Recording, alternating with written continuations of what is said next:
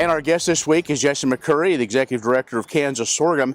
And Jesse, as we talk, we are just wrapping up April and getting into May. That means it's prime time for sorghum planting, but this year is going to bring some challenges. We've had something we haven't had for a long time. That was a very wet winter. We've had a lot of moisture and puddles of water that maybe haven't been around here for a while, and that's created some challenges, but also guys have been able to plant a lot of corn.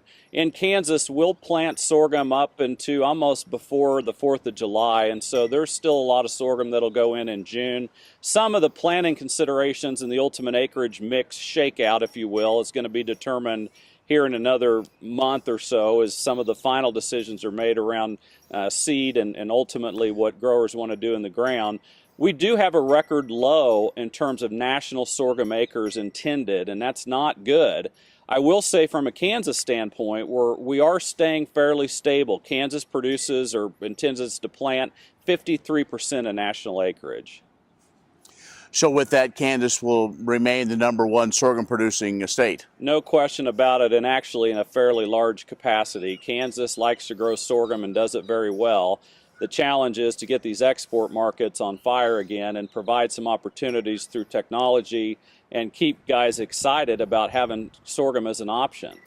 Well, with the acres being down, that still, though, will be an opportunity, especially in those areas maybe that could be limited with water or are simply rain-fed. There's been research done at K-State that continues.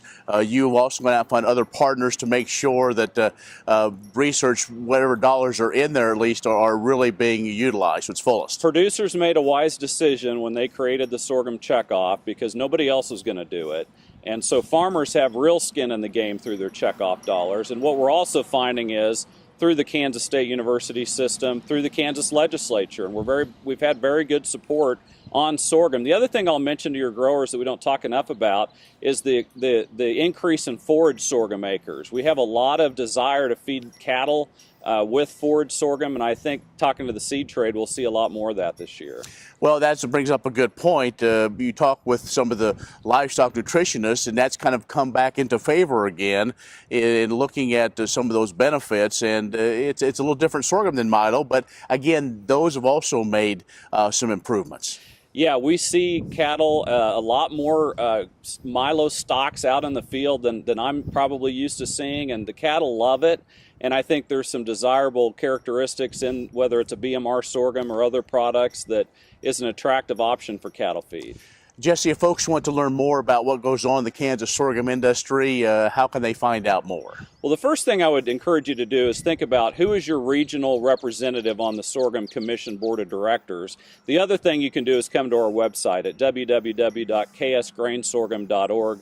Check us out, get signed in to our membership organizations, and get plugged into our e-newsletters. We want to be an informational resource to you. Jesse McCurry with Kansas Sorghum. We'll have more coming up.